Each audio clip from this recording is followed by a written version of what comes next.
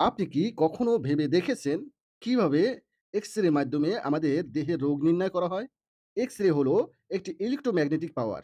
এই এক্স-রে রশ্মি কম ঘনত্বের যেকোনো মাধ্যমের ভিতর দিয়ে সহজে ভেদ করে যেতে পারে। কিন্তু বেশি ঘনত্বের মাধ্যমের ভিতর দিয়ে ভেদ করে যেতে পারে না। কারণ বস্তুটি কঠিন হওয়ায় রেডিয়েশন শোষণ করে নেয়। অর্থাৎ বস্তুটির পুরুত্ব বেশি হওয়ায় এক্স-রে রেডিয়েশন ধরে রাখে। ফলে এক্স-রেতে বস্তুটির ছবি সাদা দেখা যায়। আর যদি হালকা মাধ্যম হয়, তাহলে ছবি কালো হয়। তাহলে শূন্য বা বায়বীয় মাধ্যমের ভিতর দিয়ে সবচেয়ে বেশি ভেদ করে যেতে পারে। এখন এক্স-রে ছবি কালো হবে না সাদা হবে, সেটা সম্পূর্ণ বস্তুটির পুরুত্বের উপর নির্ভর করে।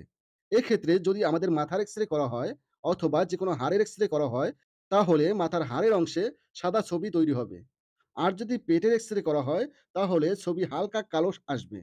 যদি পেটের ভিতরে গ্যাস থাকে, তাহলে আরো গাঢ় কালো আসবে।